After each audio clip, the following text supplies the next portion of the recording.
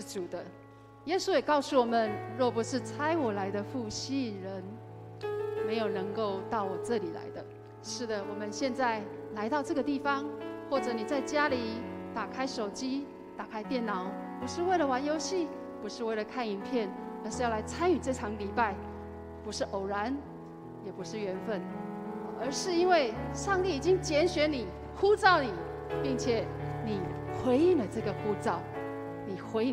召，所以是上帝的灵亲自把你吸引来的。所以跟我们旁边的人说，是上帝吸引你来的，是上帝吸引你来的，是。所以让我们现在，让我们一个敬虔的心来到上帝的面前，来一起来用我们的歌声来敬拜赞美他。邀请我们大家，我们站立起来，一起来唱这首《我们呼求》。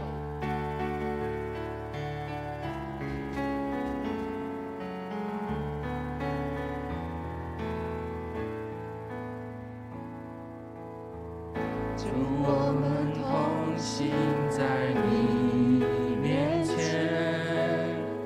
以祷告寻求你面，我们转离所有的恶行，平安在跟随你。主，我们是属你的子民，就是下父神的心意。我们要推转向你父神，也要看见父亲。我们呼求你。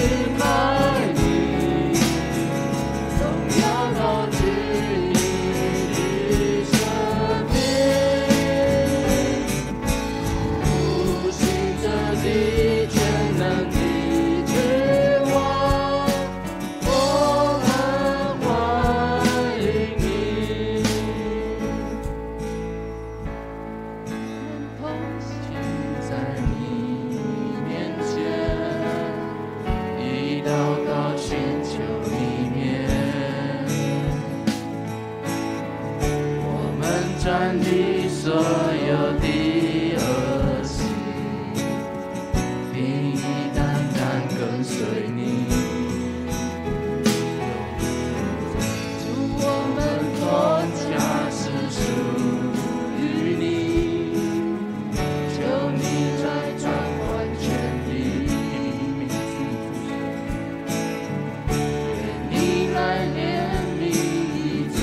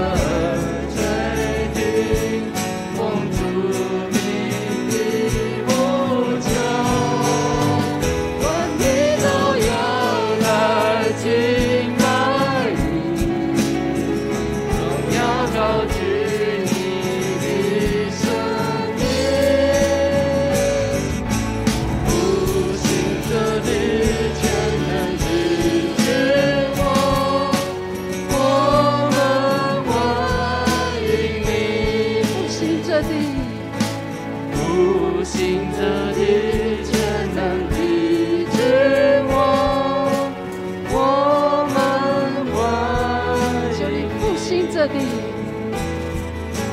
复兴这地，全能的君王，我们欢迎你。是天父，我们欢迎你，我们欢迎你。愿你的宝座设立在这地，你的圣灵降临在我们当中，来使我们的灵魂苏醒，使我们能够认出我们的罪，好叫我们进入世界，却不属这个世界。让我们对这个世界是灵巧如蛇，但是对主，我们是驯良如鸽子。弟兄姐妹，我们要预备自己成为上帝圣洁的器皿。所以在我们领受上帝恩膏之前，我们要倒空我们自己，特别是神眼中看为恶的罪。我们求主来帮助我们做这个认罪祷告。所以我们先一起来读这一篇历代志下第7章这段经文，一起来读。这称为我名下的子民，若是谦卑自己，祷告寻求我的面，转离他们的恶行，我必从天上垂听，赦免他们的罪，医治他们的地。我必睁眼看，侧耳听，在此处所献的祷告。是的，主，我们一起谦卑来到主的面前，祷告求主他赦免我们知道却改不了，或甚至不知道的罪，求主来洁净我们，求主医治这地。我们一起开口祷告。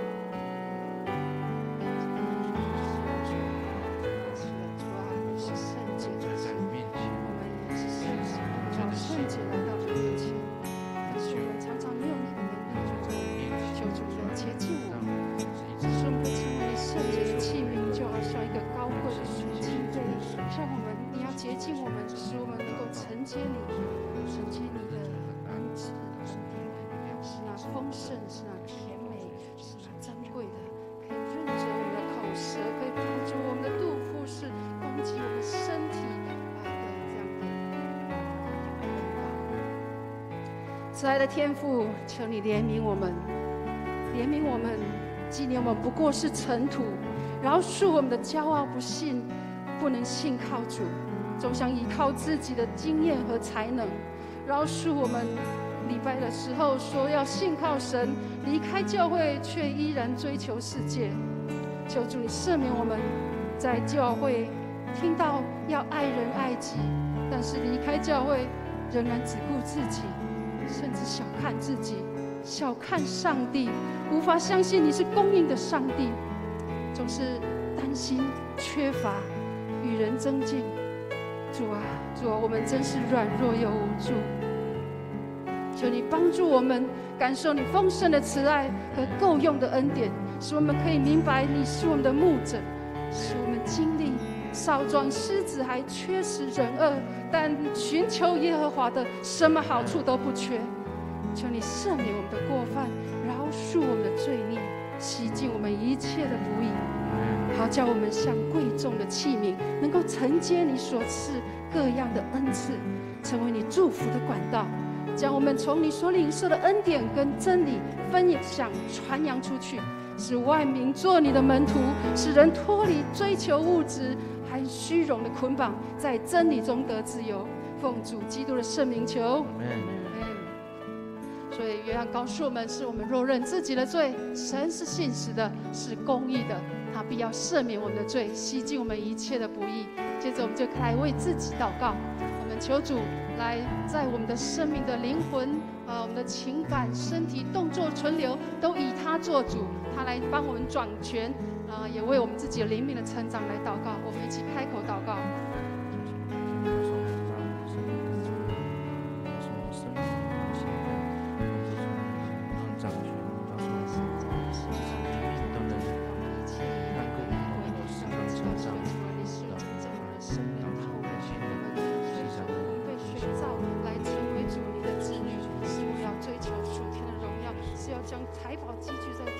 求那必朽不朽坏的，是要追求那不朽坏的。是的，天父，我们谢谢你，谢谢你拣选我们成为你的儿女，使我们可以借着福音，可以与基督同为后世，同蒙应许，同受产业。是的，因为我们有盼望，有能力，可以一起受苦，一同得荣耀。主啊，求你使我们将一切生活所需都交托仰望主，将上帝摆在我们前面，不是让世界的价值凌驾在上帝的前面，更不要远离神，去追求世界的成就、财富、情爱，追求个人喜好娱乐。求主让我们更多渴望认识神，渴望与主同行，使我们不要为明天忧虑，因为先求神的国和神的义的，一切所需的，我们一切所需的，主都要加给我们，主要为我们预备。祷告奉主耶稣基督的圣名求，阿们。我们来读一下这一段经文，一起来。因为凡被神的灵引导的，都是神的儿子。你们所受的不是奴仆的心，仍旧害怕；所受的乃是儿子的心。因此，我们呼叫阿爸父，圣灵与我们的心同证，我们是神的儿女。既是儿女，便是后嗣，就是神的后嗣，和基督同作后嗣。如果我们和他一同受苦，也必和他一同得荣耀。所以我们是一体的，我们也有一个特别的位分，可以来这样求。所以接着我们来为教会祷告，我们来为我们的牧者团队、长职、区长、小组长、团长及各团队的同工，能够同心合一的服侍荣耀神，以及在疫情当中，我们不论是在实体或是线上的一个敬拜，我们都可以继续的持守小组的聚会，也不松懈甚至在追求灵命的过程当中，弟兄姐妹可以一起来努力为主来传福音来祷告。我们一起开口来祷告。主啊，是的，我们顺利的时候，我们要寻求主是，但我们在逆境当中，我们一样要寻求主。是的，主啊，求主跟随我们，求主你帮助我们，使我们能够紧紧跟随主。让我们透过小组的关怀，在各个组长、各个首长的带领当中，是的，我们知道我们在这个属灵走天路的过程，我们不要躲起来，我们要结伴同行，然后和团契和小组一起追求灵命的成长，一起学习爱人，一起享受美好。弟兄姐妹能够遵守这样祷告。是，爱我们的天父，我们赞美你，你的恩典是何等的好，是比山高，比海深。你的慈爱充满在我们教会的弟兄姐妹当中，也为我们预备各样的关怀，使我们即使在疫情当中，虽然有人不方便来到实体的聚会，但我们仍然可以透过电话、透过网络一起唱诗歌、查经、祷告、敬拜神。我们可以互相祷告，彼此关怀。求主使我们在牧师、传道及各长职、区长、小组长、团长等的带领当中，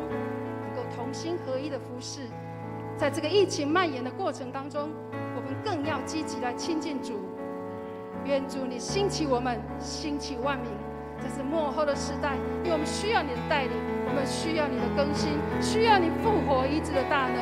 来带我们经历生命的改变，带我们看见得胜的荣耀，也带我们看见新的意象和新的方向。接下来我们来为新冠肺炎祷告，就是求主使台湾的疫情能够受控制，弟兄姐妹在疫情中身心灵都能蒙恩典与平安，胜过病毒，恢复正常的生活轨道。也求主保守看顾近期施打疫苗的幼童，看顾所有孩子有美好的免疫力。那我们现在来为新冠肺炎来祷告。是的，主，我们感谢你，感谢你让现在新冠肺炎也慢慢趋缓的现象。但主啊，请你医治那些失去孩童或者施打疫苗，让他们能够有增强的免疫力，能够透过你医治去感动他们每个人在生命当中。感谢你，感谢你是医治的神在他们当中。感谢你。是的，主啊，我们看到台湾的疫情已经渐渐趋缓了，求主你怜悯台湾，使台湾在疫情间虽然有担忧，但我们不能因为这个疾病而打击。求主使我们不害怕，求神让我们能够有智慧配合适当的防疫措施，戴好口罩，常常洗手、消毒、打疫苗，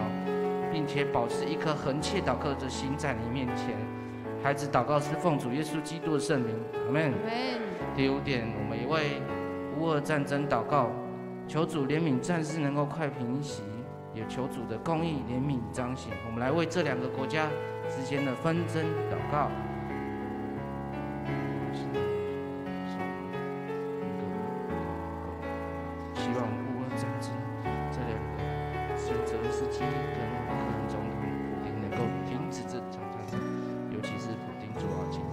要再破坏这些乌克兰的市民当中，请你医治内心的市民当中的，我会受到医治，或者是让我们的家人失去家人当中，或者是家人坚守在乌克兰当中，都能够得平安，都能顺顺利利的，能够能够制止这场战争，停止在这场战争受到的威胁发生。主，我们感谢你。主啊，请你让乌俄两国这个能够停止战争，也请你用安慰的声音去医治那些老弱妇孺们，都能够得医治，也保护自己国家的军人们和坚守乌克兰的居民都能得平安，让他们不会受软弱，因为你是医治他们的神，医治的神都能得救。孩子祷告是奉靠主耶稣的圣名所求，阿们。第六点是今天主要一点，就是今天为提摩太的青年今天的服事祷告，求主四下合一，然后有团队有美好服事，也为亚柔传道今天的讲道分享来祷告。第二点就是为青年能够逐步承接各样事工来祷告，我们来开口为这提摩太来祷告，就是我们感谢你，到时候让我们能够透过提摩太今天的青年主日，让越多青少年能够参与服事，在你的面前，无论是当主领、当乐手、当配上等职位，都能够愿意是属于你的。你要差派他们，使用他们，能够使我们能够有信心、有团结的精神，在你面前。我们感谢你，谢谢你，耶稣，感谢你，谢谢你。主啊，请你让亚柔传道今天的讲道一切顺利。透过今天的讲道，让我们能够兴起。必定兴起一代一代青年在你的当中来完成你赐给我们的大使命，让我们今天的青年主日服事摆脱在你面前，求主让每个提摩太青年能够承接各样的事工，乐于服事你，乐于服事于人，认识你的信仰，给慕道友知道，让服事越甘甜，和经历你更多的同在，在我们青少年或者是每一位富强教会的弟兄姐妹当中，我们感谢你。奉主耶稣基督的名求，阿们。新的意向，新的方向。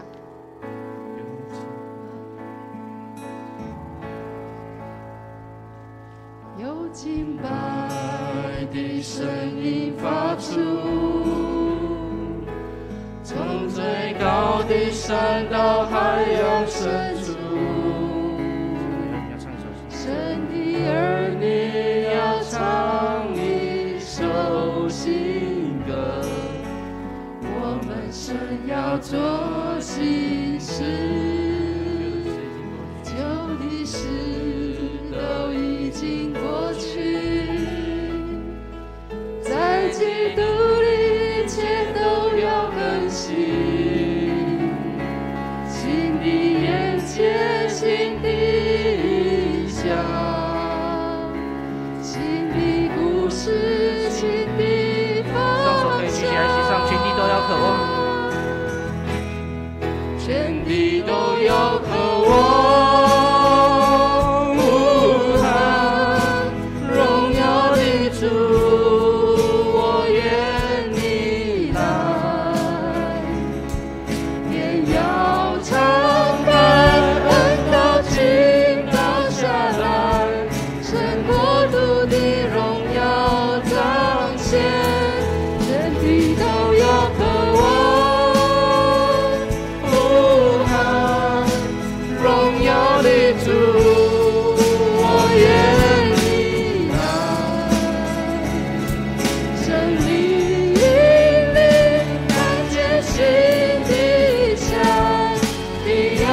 新的事在我们中间，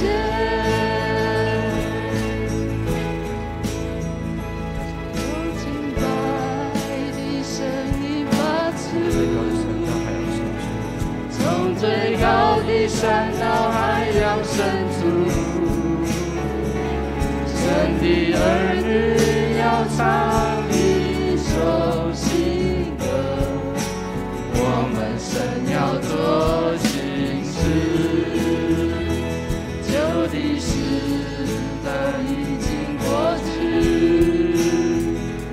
在基督里一切都要更新，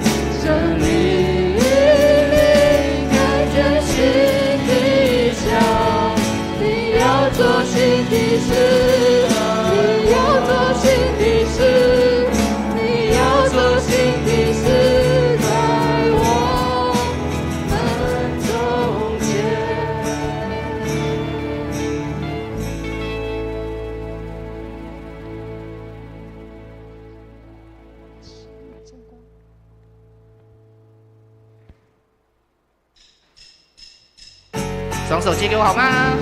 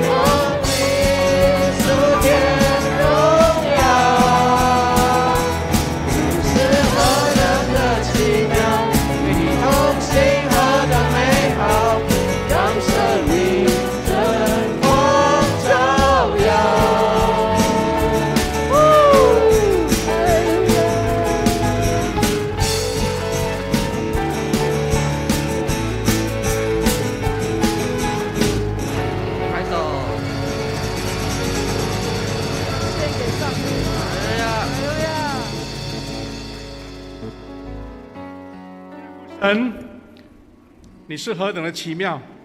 用真光来照耀我们，你的恩典满满在我们当中。感谢主，因为我们热情的敬拜，我们全心的敬虔的投入，你圣灵就在我们当中。感谢主，今天我们迎接青年事工主日，这个主日是神所呼召的年轻人，要带领我们在敬拜中看见你的荣耀，看见你的赐福，看见你的恩典，看见你话语的恩膏。主啊，愿你加倍的灵恩典赐福在所有的年轻人当中，让他们知道他们要被主所用，要被主所高抹，要被主所赐福。愿今天的青年主日从头到尾，神的恩典满满在我们当中，也将荣耀归给主。我们要学习主耶稣教导我们的祷告文，来一起祷告说：我们在天上的父，愿人都尊你的名为圣，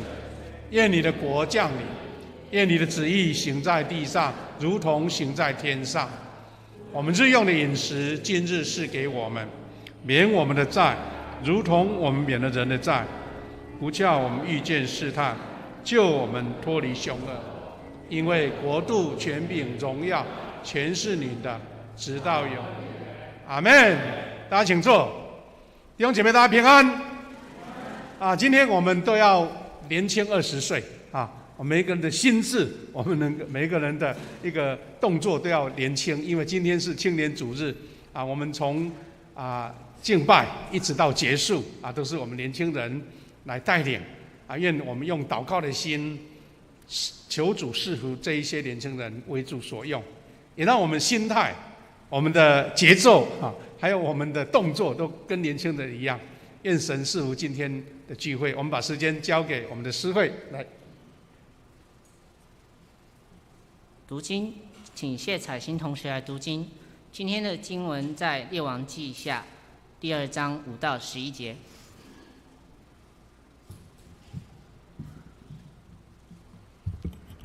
邀请大家一起来攻读上帝的话。在耶利哥，有先知的门徒来靠近以利沙，对他说：耶和华今日要接你的师傅离开你，你知不知道？他说：我知道，你们不要作声。以利亚对以利沙说：耶和华差遣我往约旦河去，你可以留在这里。以利沙说：我指着永生的耶和华，又指着你的性命起誓，我必不离开你。于是二人一同往前行，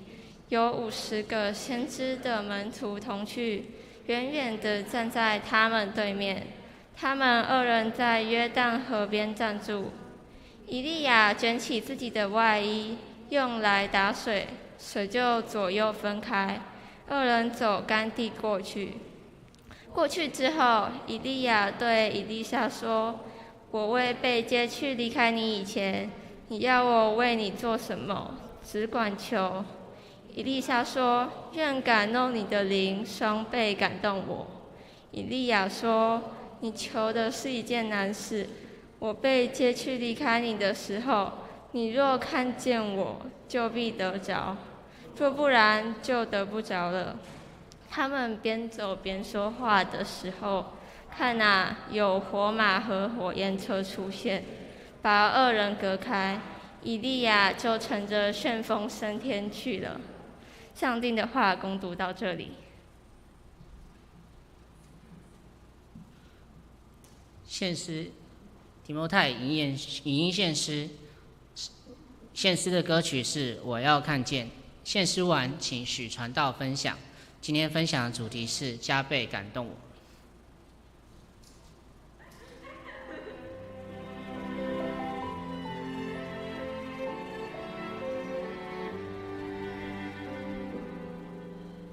求你降下头，在这你赐名的敬拜中，求你显出荣耀，在你赐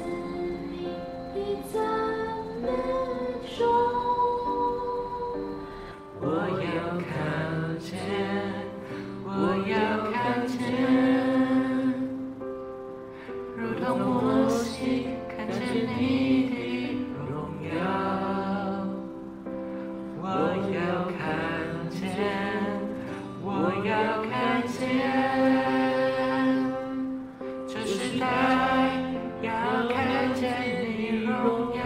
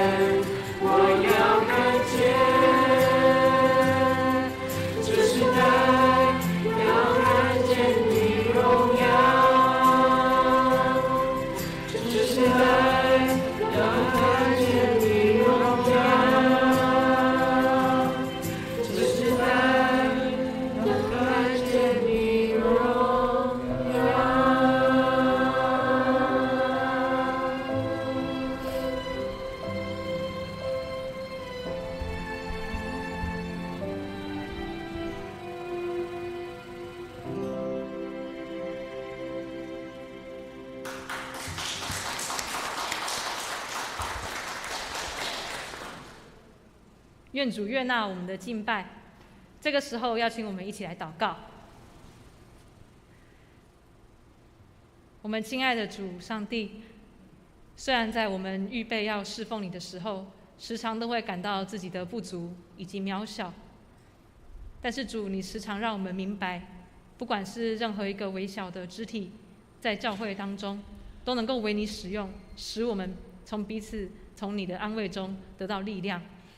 愿你帮助我们不看自己的微小，反而能够注目在你极大的全能，相信我们任何真心的摆上都要为你使用。愿主你帮助我们，在你的话语面前，能用心灵与诚实来面对你，来听你的话。谢谢主，这样祷告侍奉主耶稣基督的名求，阿们。大家早安。今天是教会的青年主日，那就像刚刚大家一起敬拜的时候所体会到的，我想这是一个很美丽的机会，让我们教会的青少年必须提早花很多的时间来预备，来调整自己的心智，变成能够站在台前引领大家祷告、歌唱、敬拜的人。那我想经过我们刚刚的一个敬拜，或是我们当中许多的预备，我们可以看见我们当中的弟弟妹妹们呢，经过练习，经过不断的反复的预备呢，他们可以克服自己紧张的心情，然后与大家一起敬拜的时候带领得非常好。所以让我们当中不论是陪伴他们一起练习的，或是一起参与在敬拜当中的，会感觉到哇，教会好像有新的力量正在推动我们的未来传承下去前进。提到传承和接棒，这个是我们想到青少年或青年的时候最常会想起的一个词汇。不过如果我们当中有人有经验陪伴青年或青少年，都会知道任何陪伴生命的事情都是非常困难的。有的时候我们心里多多少少也都知道，要传承要接棒，最难的从来不是在台前呈现的那一刻，往往是在过程中或是在日常的生活中表现的怎么样是一回事，但内在的信仰生活、价值观、意向是否有改变，是否有延续，那才是我们整体教会生活中最困难、最不容易的部分。我相信不只是针对青少年，光是我们当中不同年龄层的人，若是真实要找到一个愿意承接信仰的使命、往前走的生命，从这样的生命中找到力量，从侍奉中找到意义，这些都不是自然而然的。所以今天我们就要从以利亚传承给以利沙这一对师徒之间的互动，来看看这个过程到底是什么过程，借此也来映照我们的教会生活可能是遇到怎么样的一个难处，但上帝又怎么帮助我们克服。好，那接着就邀请我们一起来看今天的经文。今天的经文记载在列王记下第2章的第5节的部分。那不知道大家认识以利亚和以利沙吗？大家知道他们两个是哪一国的先知吗？第一堂听过的，嘿，北国嘛，对不对？不理我，好，对，北国的先知。那个你们知道那个以利亚和以利沙怎么相遇的吗？有人很急着要回答，好，没关系，我有小抄。好，他们两个人怎么相遇的呢？其实以利亚他会遇到他的学生以利沙，是发生了这样的一件事情，就是他们在以利亚，大家有没有印象？他在列王记上18章19章那边曾经大战那个巴力的先知，然后有一个就是用这样子的方式行神迹奇事来控告说，拜巴力的这个王呢，亚哈王他做了错的事情，应该要悔改来归向上帝。但是没有想到他做了这样的事情之后，国家也没有改变，灵性上没有嘛？他做了很厉害的事情，但灵性上没有改变，那最后导致他必须流亡，甚至被政府的一些人员来追杀。所以他就一边逃到山洞，然后一面经历到那个灵性的低潮，跟上帝说：“上帝，你为什么让我一个人弄那么厉害的事情，但是又没有用？我很孤单呢，这样怎么办？你为什么让我一个人做这件事？”然后上帝在安慰他的过程中，邀请以利亚说：“你要起来，然后去其中一个任务就是去高丽你的传人，就是以利沙。以利沙在某某某某地方，然后他在那边耕田。以利亚听了之后，就真的去某个地方找，就看到以利沙在那边耕田，就说：你来当我徒弟，来当对以色列国说话的先知。他还真的就跑去当他徒弟了。所以他们从一开始的相遇，就是上帝已经安排好，在以利亚孤单的侍奉生命中，要有这样的一个传承的人物在他的生命中来陪伴他、扶持他，到最后会有一个极大的转换的时期。好，刚刚讲的都是列王记上的一些相遇，但为什么我们今天看到的段落，竟然我们在列王记下第5章的时候，第2章第5节的时候，我们就看到他说，在耶利哥的先知门徒们来靠近以利沙，对他说：“耶和华今日要接你的师傅离开你，你知不知道？”所以就是说，近期就是列王记下这边的近期发生了一件事，就是大家都知道这个老师要离开了，每个人都知道，各地的曾经被他教导过的这些先知的学生们，他们可能就是各地也在做一些祷告服事的人，跟随以利亚的，但不是像以利沙这样子跟着他像徒弟到处跑的，他们都知道这件事情。那为什么突然发生了这个事情呢？其实如果我们看列王记下的第2章前面第1章还有第3章，我们就会知道，其实使命要传承，或是在灵性的生命上会发生传承的大事，一定是周围的环境也出大事了。为什么？因为那个时候以色列北国的那个国王叫亚哈谢王，他从窗户上掉下来生病，生病之后没有好好的跟上帝祷告悔改，所以他就过世了。过世之后呢，他就传位给他的弟弟约兰王，所以其实是面临一个王位在交换交替，也是王权在传承的这个风雨飘摇的时候，上帝说那个先知的职分也要开始传承，要有新的人对新的王讲上帝的话。就是在这种环境有很大变动的时候，先知的职分也遇到传承。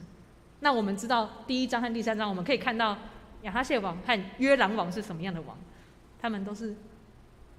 不带领以色列人敬拜上帝的王嘛。对，那持续需要有能够替上帝说话的先知在他们当中，所以整个国家的需要和先知的产生和信仰的传承完全是绑在一起的。所以我们可以看到，当我们提到传承的时候，从来不是空穴来风，从来不是没有一个时代背景的。当我们看到时代有需要的时候，传承的力量就会推动我们前进。那好，在这样子的一个风雨飘摇，然后国王在换位，体制中的换位，但不见得这些国王有能够治理国家、带领国家的意向，但有意向的在先知的传承。那先知传承的时候发生了什么事情呢？我们就一起来看今天的经文。好，这边是有政局传承的时刻，也有国家灵性传承的时刻。好，他在传承的时候发生了一个困境。我们看到呢，以利亚和以利沙这一对师徒，他们非常的神奇。好，我们在经文第5节可以看到，以利亚呢和以利沙呢，他们去耶利哥城，然后就像我们刚刚读到的，有一群那边的学生跑来跟这个要接棒的以利沙说：“嘿，今天你老师要离开你，你知不知道啊？”以利沙他的回答也很奇怪，他说：“我知道，你们不要作声，你们不要吵。”然后又更奇怪了，以利亚就对以利沙说：“耶和华今天差我往约旦河去，你就留在这里啊。”然后以利沙又说：“我指着永生的耶和华，又指着你的性命起誓，我必不离开你。”这一段那种先知的门徒，就是那些学生，然后老师还有以利沙的互动非常的奇怪。那这个奇怪的互动不只是在这边一次而已。其实我们看第5节前面、第5节前后，大概反复发生了3次。3次就是都有人跟那个以利沙说：“你的老师今天要离开你了。”那个以利亚跟他的学生说：“你就留在这里啊，不用跟着我啦。”学生以利沙就说：“不行，我一定要跟着你，你去哪里我都要跟着你。”那这到底是什么意思？所以我在预备这段经文的时候，我就深深的在揣测他们到底发生了什么事，为什么这个要重复3次？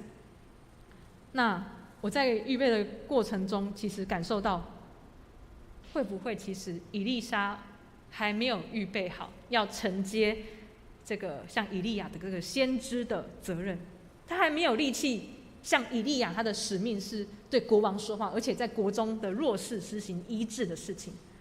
那我们可以从经文中看到，所有的人都知道这个老师以利亚要离开了。那所有的在各地的学生都说：“老师要离开了啊，你这个接班人要不要留在我们这边啊？你知道吗？老师要离开了，那你是不是要开始准备带领我们啊？”我感受到，其实他们各地的学生们对新的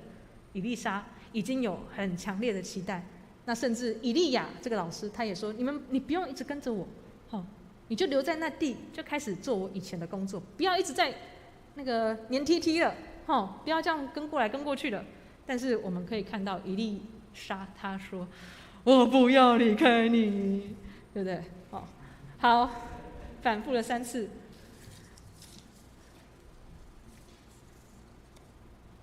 如果我们看第9节，我们可能会更清楚说，为什么这个以利沙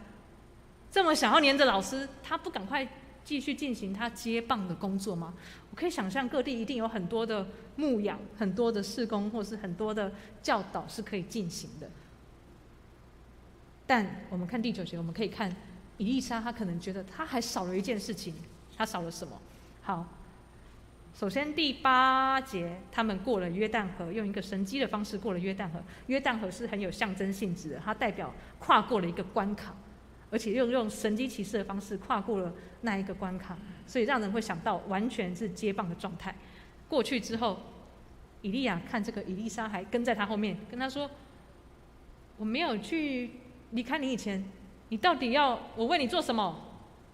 那我们就看到以利沙的愿望了。以利沙的愿望，他说：“愿感动你的灵双倍感动我。”对，所以我们知道为什么他要一直跟老师跟那么紧的，对不对？他有一个愿望，他要那个双倍的灵啊。那他的老师怎么回？他的老师可以给他双倍的灵吗？我们看第10节，以利亚说：“你求的是一件难事。”所以他说：“我被接去离开你的时候，你若看见我，就必得着；若不然，就得不着了。”所以简单的说，他的老师可不可以给他双倍的灵？不可以嘛？没有一个灵性的导师可以给他的学生双倍的灵，因为圣灵不是人可以给的。所以这就是一个非常巨大的难处。我们可以想象，以利沙他跟着以利亚，可能从以前他们被上帝呼召相遇的时候，跟着他学了怎么侍奉，跟着他学了怎么医治，跟着他看着他的老师怎么学习对国王说话，而且不上胆。他可能学习了很多服侍的方式，但是在最后一刻，他觉得他的内心那一个需要上帝的灵来更新的地方，他觉得不足。他说：“可不可以把那个最关键的圣灵给我？我没有那个灵的感动，能够帮助我站立在你的角色上做你的事情，可不可以给我？”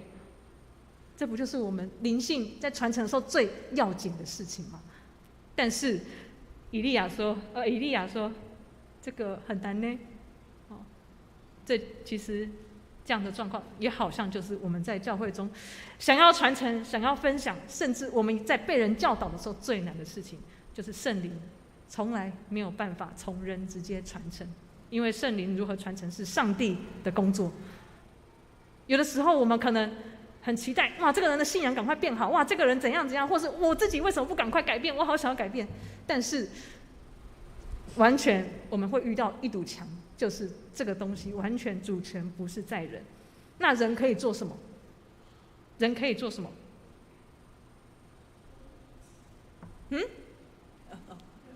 跟从跟从，也算是近似的答案。我们看到，以利亚，他说我没有办法把上帝的灵给你，因为那主权不在我。但是他后来怎么样？他后来在第11节，他说他们边走边说话的时候，他一路上就可能一直在跟他的学生讲话，能做的就只有边走边说话，边陪伴，边一直讲那个是怎么回事，这个是怎么回事。所以有的时候人所能做的很有限。如果我们的想象，我们对自己的期待，对别人的期待超过了这个想象，我们是把我们没有办法负的恶压在我们身上，要我们去传承那人所不能传的事情。所以这个在圣经里的传承的概念是非常颠覆性的，它没有办法借着完全借着教导，没有办法完全借着学习，没有办法完全借着随时随地的跟从来传承一个职分。它不是像那种体制里一个职位在你来就是可以做到的。这真正的灵性传承，完全是圣灵动工的一个过程。人能做的只能告诉他想要培养的人，或是我们只能领受圣灵感动的时候会发生什么，大概知道会发生什么，但是圣灵要不要感动，没有人可以承诺。所以在教会传福音的时候，在教会侍奉的时候，在为需要的家人朋友祷告的时候，这或许就是最让我们的生命痛苦的一点。有的时候好像祷告了，有的时候都带大家读经了，有的时候都敬拜了，但是内心的那种力量就是没有办法说有说就有。在陪伴学生或是跟青年相处的时候，我也常常深深的感受到这样子的生命变化的阴暗面，或是会让人沮丧的状态。我相信如果我们周遭有我们重要的朋友在彼此陪伴的时候，我们也会感受到这样子的难处。虽然人与人之间的相处时间越久，大家关系越亲密，做事也越来越有默契，但是生命深处一些最根本的工作，就是是不是真的渐渐的相信了耶稣，是不是越来越爱耶稣，是不是感受到耶稣在每一个侍奉当中在成全我们每一个人。这些没有圣灵的推动，我们没有办法体会这些，而感受到自己成为一个领袖。就连我自己的生命被圣灵转变多少，我也不敢说，除非我有这个上帝的启示，能够辨认这一切。所以在富强教会服事的过程中，这几年来，虽然我担当一个牧者、一个领袖的角色，虽然我一方面跟很多不同的前辈学习，但是就像我时常会跟大家分享的，有些服事做起来，我内心到底感动到哪里，还是我是没有感觉的，这个我心里掂一掂都是知道的。有一阵子，我自己对自己很多期待，或是甚至环境中对我们有一些期待，或是这样子的状况自己做不到的时候，特别觉得心灰意冷，甚至有的时候会有结果来判断自己的努力。有时候会听到声音说：“怎么某某某去牧区也没有变好？那这样子去牧区还有帮助吗？”就是有一些比较微小的声音，虽然理性上会告诉自己这个听听就过，但是其实很多时候我会怀疑自己是不是真的有这样的能力来当一个青年或青少年的牧者。有时候我会期待别人帮助我跨过自己跨不过去的关卡，这个时候除了不断寻求祷告，或是跟不同的人学习请教等候之外，其实真的不知道什么时候会度过那一个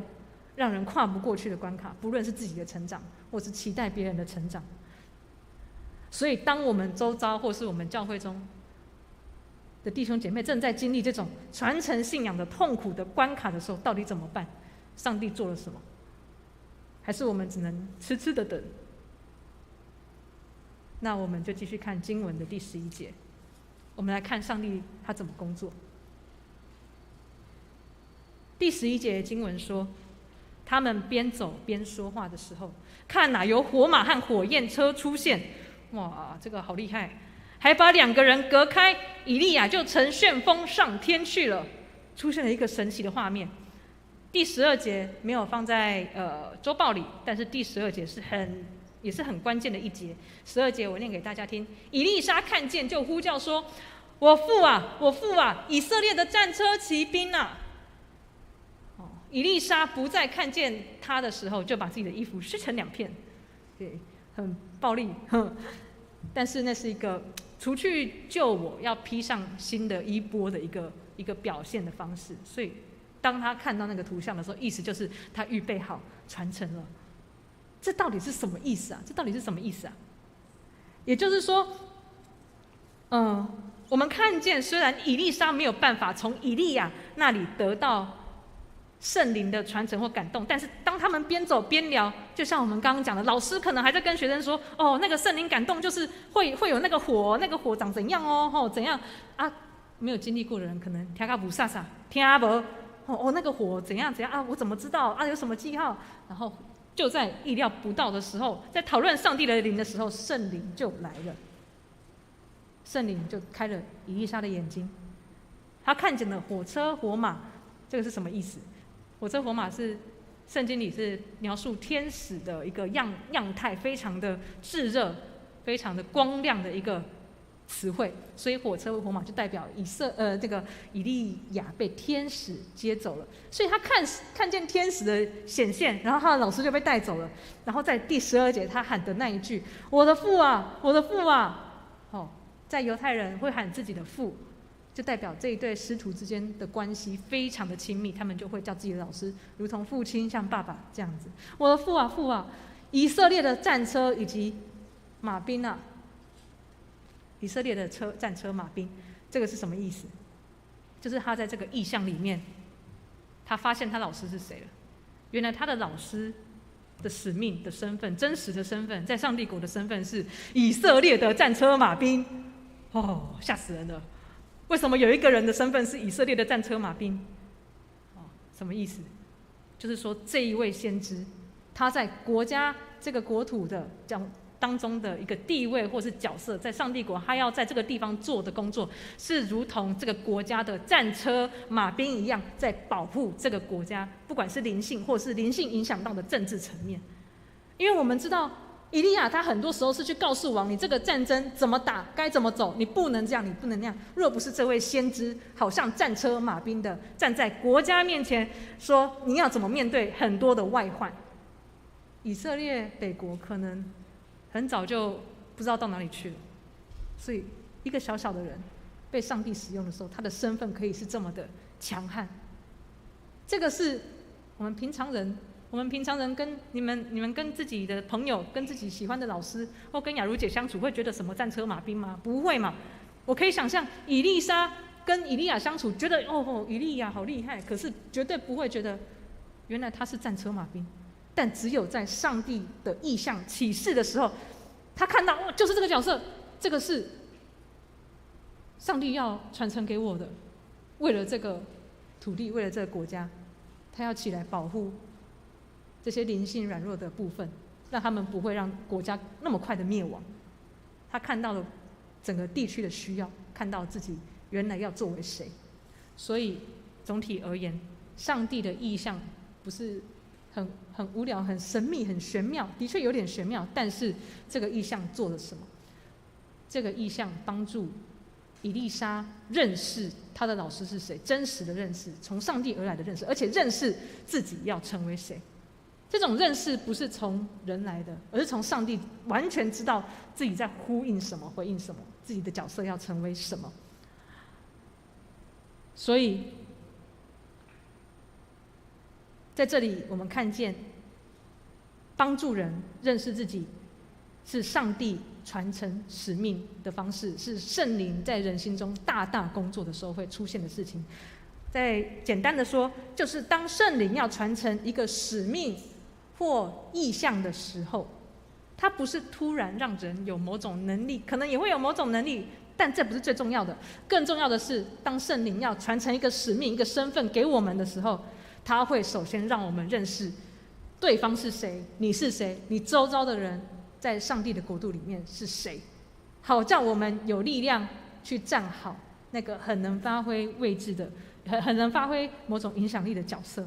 要保护的一个状态。我们的角色要守护的是什么？这会是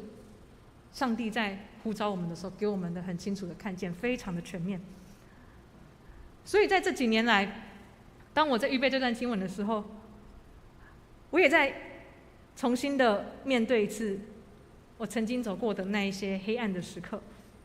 在我以为自己没有能力牧养青少年，我觉得我自己作为一个领袖，我好像完全没有办法全然的预备好，甚至还会疑问说我合适吗的时候，在祷告中出现了，我周遭就出现了几位同工牧者，愿意陪伴我，甚至很真实的回馈给我说，他们怎么样看待这个世界的青年的需要，这个世界青少年的需要，这个世界这些人是谁，而且他们告诉我我是谁，他们从我身上看到什么特质、什么优点、什么缺点，很真实的讲。由此，我慢慢的也才认识自己到底站立在什么样的角色。而这当中怎么认识自己是谁，最重要的还要感谢我们牧区的学生，总是非常诚实的跟我互动。因为我们知道年轻人讲话都非常直接，哪里跟我不一样，就说你那样啊，但是我不是这样啊，可是我不喜欢你就知道喜欢的东西不一样，就从这种对照中，然后再和一些同工的祷告什么去看到那个亮点，发现原来这个学生是这样子的人，他生命的美丽的地方在这里。那其实这些伙伴们或是陪伴我的人，他们也帮助我一次一次在认识自己哪些地方其实好像是美好的，是可以继续站立下去的，好像是他们在我身上看到可以承接某些任务的一个状态。因此虽然我在这条路上慢慢走过的经历没有像以利沙那样子的戏剧性，看到火车火马，但是我也经历到在圣灵的带领帮助下，这些帮助我的伙伴其实都不是我原先想象到的是那样的人或那样的人，但是在圣灵的带领下，我反而也从过程中认识到自己是谁，而且慢慢的辨认出别人在上帝眼中可能是谁，看到他那样子的美。所以在这样的过程之后，慢慢再有力气站稳，不再轻易被不同的声音、不理想的后果影响，学习开始更坚定的走自己刚走的路，扮演好自己可以站稳的角色。这绝对不是容易的事，我到现在可能还在一个过程当中。有一个神学家他讲的话我非常的喜欢，我觉得非常可以作为今天一个很有力量的一个提醒。他说我们传承灵性的时候，我们需要属灵的能力，但是他说最有力量的属灵的能力不是从天使来，不是什么恩赐，不是什么什么能力或是什么天分，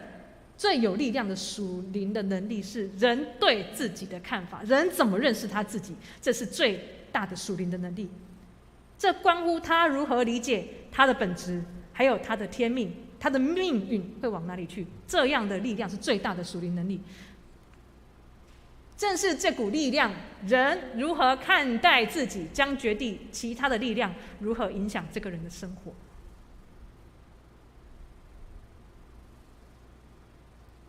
所以就像上帝的启示主动帮助了以利沙认识他的身份，这是他所拥有的最厉害的属灵的能力。他认识他自己是谁，他认识他的老师在上帝眼中扮演了什么样重要的角色。他有了这个认识之后，他有了力量站立在他需要站立的位置。所以各位弟兄姐妹，虽然圣灵的感动、圣灵的传承，很多时候人能做的有限，但是我们从经文中看到以利沙做了一个很关键的祷告。他渴慕，他说：“老师，你那个感动在哪里？可不可以加倍给我？可不可以加倍给我？”那他的老师也做了一个很棒的事情，就是一路他爱那边跟黏踢踢，但是就让他跟，一直跟他谈话，一直跟他谈话，谈到最后，终于谈到他内心那个最深的渴望是什么。然后渴望出来之后，又还继续谈到最后，突然上帝的时间就到了。人能做的不多，但是人能做的是陪伴彼此，增加对圣灵的辨识力，还有在彼此的陪伴中增加对圣灵的渴慕，尤其是曾经在圣灵中体会过上帝的安慰还有呼召的人。我们的弟兄姐妹们可以彼此陪伴，告诉我们圣灵工作的时候会做什么，会告诉我们可以看什么，甚至我们在这样的伙伴彼此相伴的时候，会忍不住渴慕说：“主啊，愿那个感动那个人的灵可以感动我。”比方说我觉得哇，恩琪唱歌好好听，他唱歌很感动，我就说：“主啊，愿感动恩琪唱歌的灵可以感动我，我也可以唱歌很好听。”或是那个私会的时候好感动，那个汉恩，愿感动汉恩的灵也可以感动我，让我在台上不要害怕。而且常常相信上帝与我同在，像这样子的感动的渴望，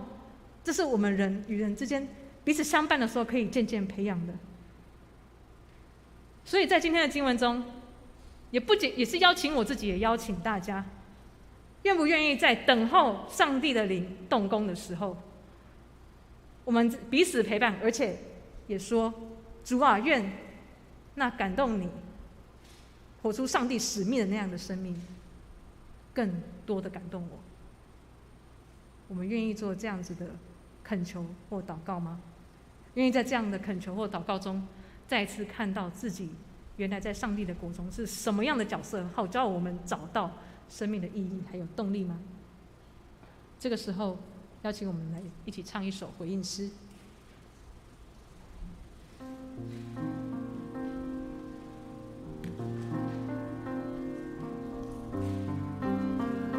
我们可以用祷告的心来唱这首诗歌。我们去观看我们心中所渴慕的事情。我愿成为，我愿成为圣洁居所，你大能同在，是我心渴慕。我渴慕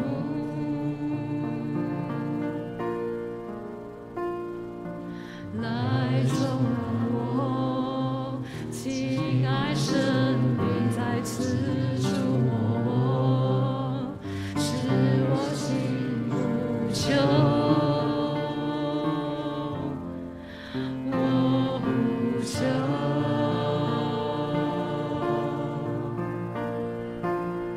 医治忧伤破碎心灵，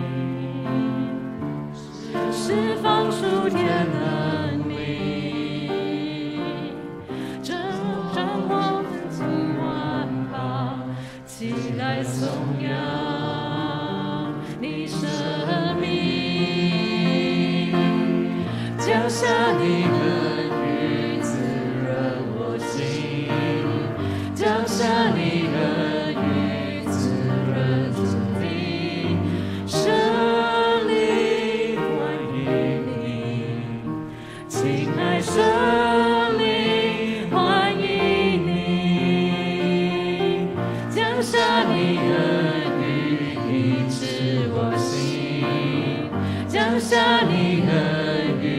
医治这地，万民都要看见你的荣耀降临全地。我们再跟主告白一次我们的渴望。我愿成为圣洁居所，你大能同在，使我心渴慕。我渴慕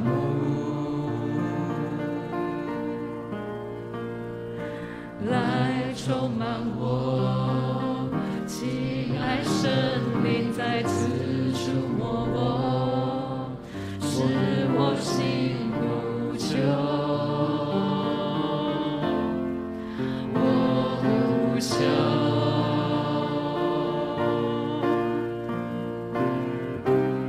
医治忧伤破碎心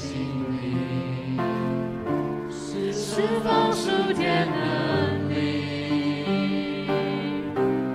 转化万族万邦，起来颂扬你生命，降下你恩雨滋润我心，降下你恩雨滋润这地，圣灵欢迎你，亲爱圣灵欢迎你，降下你恩雨医治我心，降下你恩雨医治我心，万民都要看见你的荣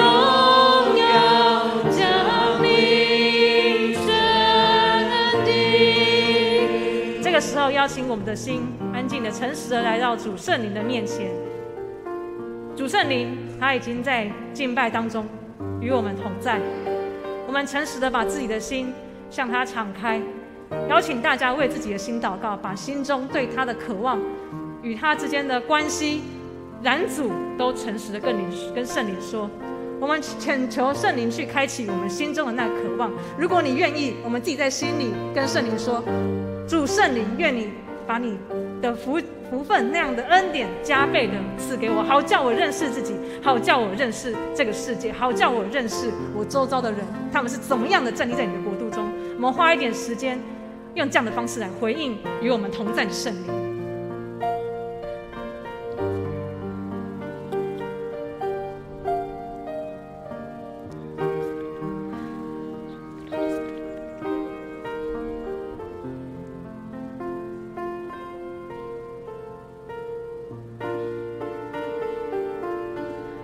亲爱的阿爸父，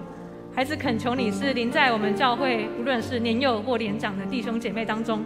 主啊，因为当我们想到信仰的传承的时候，主啊，我们知道这不是人的手所能做的工，而是你愿意与我们亲近的一个记号。主耶稣，恳求你让更多这样子的故事是发生在富强教会当中，好叫我们能够跟彼此诉说你帮助我们找到自己、认识彼此的那样子的荣耀，帮助我们找到能够帮助我们的属灵力量，因为认识你、认识自己而站稳的那样子的力量，好叫我们能够在这个世界上，活出有你的馨香之气的一个记号。亲爱的主，恳求你来破除我们当中对你的不够的信任，不明白你已经借着耶稣基督也差遣圣灵来到我们当中的这种主动的一种喜悦。主啊，我们知道你是喜悦灵在我们当中的，但是我们很多时候不够认识你，我们甚至是害怕自己是没有能力没有脸来见你的。但是亲爱的主圣灵，恳求你安排合适的弟兄姐妹还有伙伴在我们当中，叫我们常常渴望你的荣耀，叫我们常常渴慕你的灵来触摸我们的心。愿你在今天还有未来的日子，常常与我们每一个人的生活以及内心最深的渴慕同在。谢谢你，这样祷告是奉耶稣基督的名，阿们。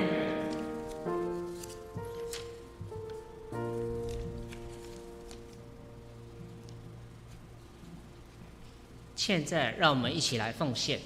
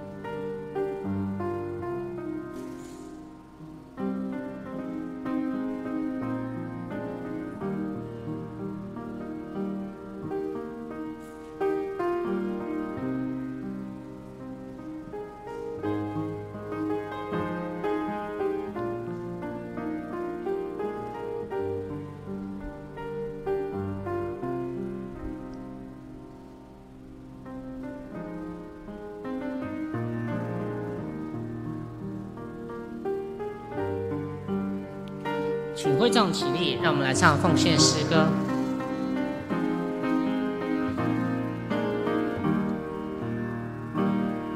亲爱的宝贵耶稣，你爱何等的感觉，我的心深深被你吸引，爱你是我的喜乐，一生爱你，一生敬拜你，一生爱你，一生荣耀你，一生奉献，一生不回头，一生爱你，跟随你。会众请坐。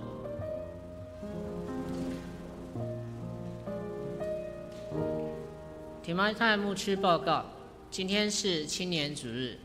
请大家来看一段影片。影片结束后，请杨轩安同学来报告。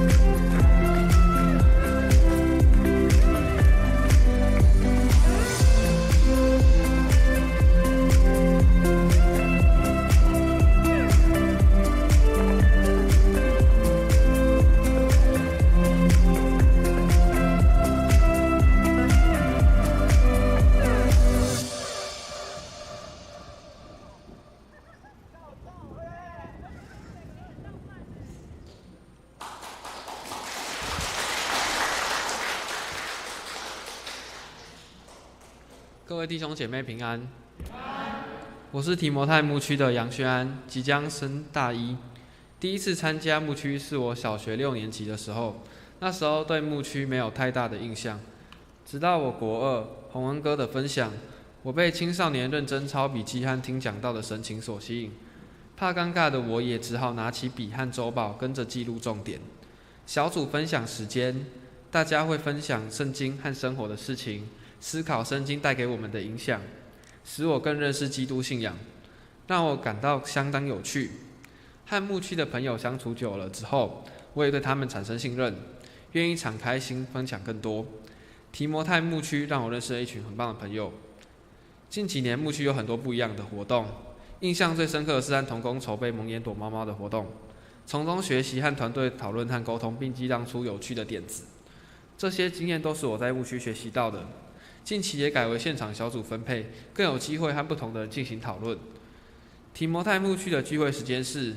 每周6晚上7点到9点半。首先由服事同工带领敬拜和牧区报告，之后是信息分享，有圣经人物介绍、见证分享、各种生活化的主题课程，像是情绪化课程等。情绪课程聚会结束前，小组会进行今日聚会主题的讨论，大家彼此交流意见和分享近况。每次聚会结束后，我总在回家的路上反反复复地思考今天讨论的主题内容，我也会和家人分享。我觉得提摩太牧区的特别之处，不单单是玩乐，而是还有圣经方面的教导，借着游戏来学习，这样的模式成效很大。近期因为疫情的关系，所有活动改为线上，诚挚邀请国中到大专的新朋友，在每个礼拜6晚上7点，一同来参加牧区活动。聚会的地点是在敬拜中心的地下室。礼拜日早上9点半还有青少年查经班，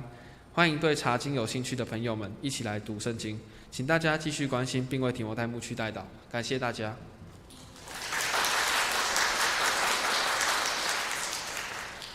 我们一起来念本月的金句，记载在哥林多后书第2章14节，我们来念一次。感谢神曾率领我们在基督里夸胜，并借着我们在各处显扬那因认识基督而有的香气。哥林多后书2章14节。请翻开周报第2页。下周服事主日同工，请自行参阅。请大家翻到第4页。第1点，今天是青年主日，请为提摩太的青年们代祷与关心。第2点，今天也是总会事工奉献主日。第3点，本会在下周会举行医治祷告时间，有要参加的弟兄姐妹请踊跃来参加，在4楼敬拜中心来举行。第7点，门徒训练今日已经完成课程，愿主赐福每位学员能够持续精进成长，成为主的好门徒。第9点，婚礼消息。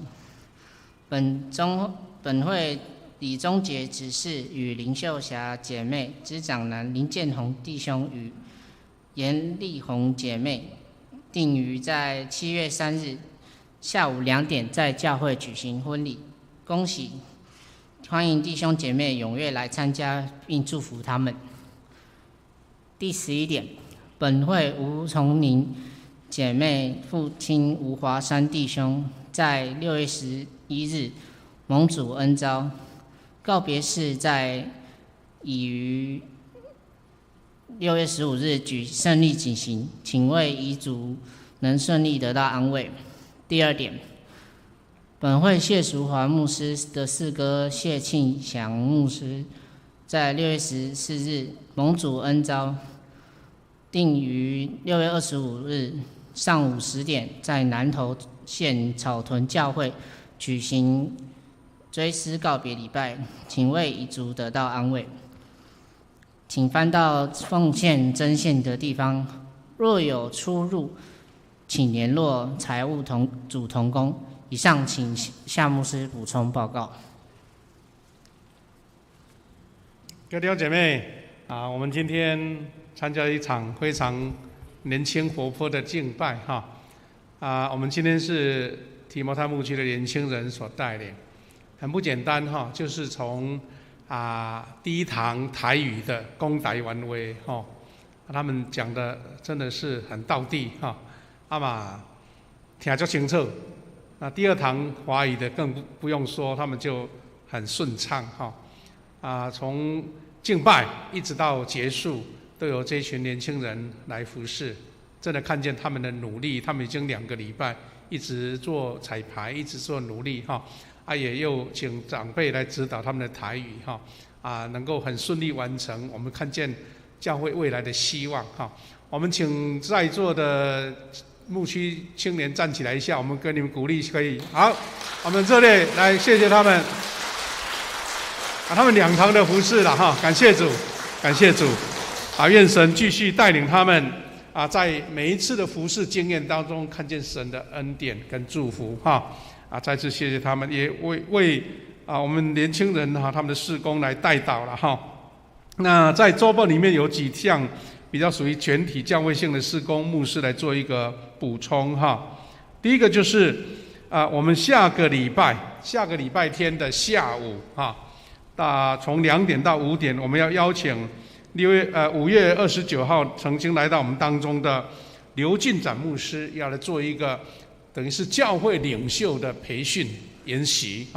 那请大家长职啦、侍奉团队的首长，还有我们的小组长、区长我们大家的预备心因为透过刘牧师，他专门在传福音还有门训这方面有很实际的经验跟规划，他要将他所领受的分享给大家。等于我们这些教会的领导也透过这一个研习，大家凝聚一个共识，凝聚一个方向那请大家尽量能够把这段时间来安排出来参加那我们的牧区或是我们的小会也会邀请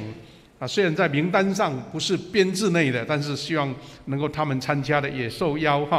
那因为下午2点就要开始了哈。如果像现在我们大概12点半结束，其实才1个多小时。如果你在第2堂服事，下个礼拜你要跑回去，或是去吃完东西再回来，时间上会很不方便。那所以有需要那个午餐便当的，我们这些同工哈，你就给我们的办公室登记一下你礼拜结束就可以留在这边吃午餐哈。当然有的是服事第1堂的，或是在线上的，你就吃完午餐，我们2点再到就可以哈。有需要都可以登记就对了哈。好，那第2个补充报告就是有关疫情的部分了哈。我们感谢主，我们年轻人呢，他们虽然有疫情的限制，但是都能够出席参加礼拜哈。那我们现在其实很清楚看见，除非你都锁在家里面不出来，不然任何环境都有可能被感染，对不对哈？所以我们要用健康的心来面对我们看到昨天我们整个台湾的统计哈，已经有324万已经染疫了。换句话说，已经有300多万人哈，他们经历过这一个过程了哈。所以我们在座也有的已经染疫出关的所以我们求主怜悯保守。依据这个医疗专家的说法哈，台湾大概如果400万前后左右，这些人数感染的话，它的整个感染力就会开始下降哈。那我们期待这一天早日来到，那大家也能够心里有平安不受恐惧即使感染的话，我们的身体健康都得保护哈这一点我们请继续代祷。那还有一个研习活动，就是今天下午3点哈，我们的门徒学校课程19课要全部来完成我们刚刚第1堂礼拜的时候，我们这群学员都还上课，那下午还有2堂课他们要在今天把它完成哈。感谢主我们今年的门徒学校，我们就改成在礼拜天2堂礼拜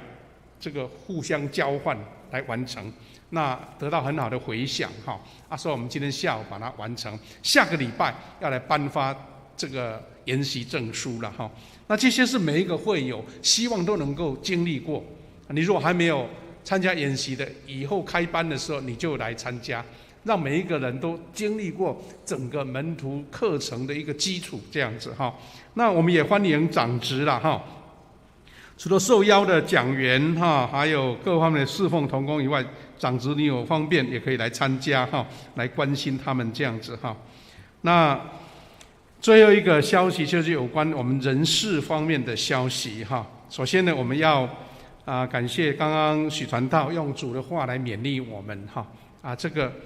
他刚刚通过了我们总会我们长老教会的那个牧者的培育是很严谨的哈读神学院毕业，那派传道要3年的学习或是历练哈，之后要经过总会的考试，写论文，还有各方面的报告之后通过之后，就最后一关就是要到中会开会的时候有100个左右的长老跟牧师在现场他要在那边再讲一次道，那大家举手通过才算通过所以我们为许传道祝福也感谢他他通过牧师也要完成在我们富强教会的一个使命了3年任期就完成了，所以预定他服事要到7月底，我们为他再来神带领他的服事的前面的道路祷告也许不同的教会或是不同的机构求主带领他。我们特别为许传道鼓励一下好不好？来，祝福他，谢谢他。那我们会等7月份的时候，他要离任前，我们再为他做一个祝福啦、差派的祷告哈。同样的在暑假都有这样的这个离别的时刻啦。我们的神学生雅婷神学生呢，他也要在这一个月底完成在教会的服事他要正式受派当传道要被抽签，说不定到澎湖也不一定或是到离岛，或是到台东，或是到山上哈。我们2年前的神学生优成神学生也是一样，他在下个礼拜要被抽签哈，所以下个礼拜他们要这个礼拜啦要毕业典礼要抽签哈不知道到什么地方，就像3年前许传道派到我们这边来一样哈。我们谢谢雅婷神学生在这边的服侍，谢谢他，拍手谢谢他。感谢主哈我们每一年都有神学生来我们这边实习啦哈，或来学习在10月1号下学期开始，有一位也是女生同学刘培慈同学要来到我们当中来到我们当中。那我们感谢主虽然疫情没有完全解封，但是我们大家都彼此祝福大家都平安健康我们也继续为年轻人代祷，因为他们暑假有的要参加考试升学各方面都还很忙求主保护他们，而且暑假有一些很好的青年的研习的活动、灵修会的活动，也求主让保守他们能够有美好的学习在结束前呢，我们再一次把时间交给我们的诗会，我们诗会很棒的诗会，我们派鼓励一下来，来换你来做结束。会众请起立来唱颂荣诗歌。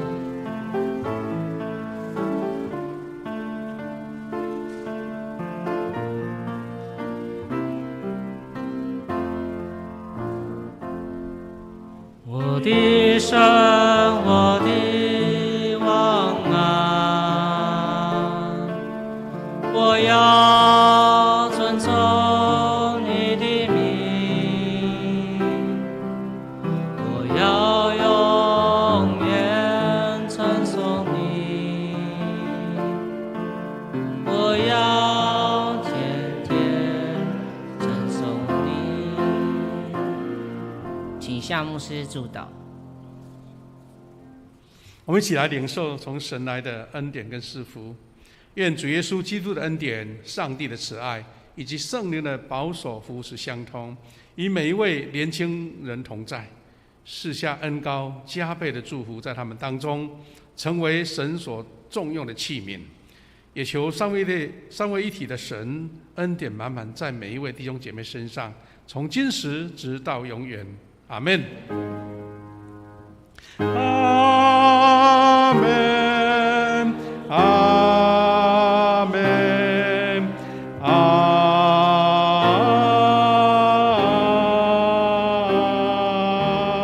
门。我们请坐来默祷。今天的礼拜已经结束，弟兄姐妹彼此问候。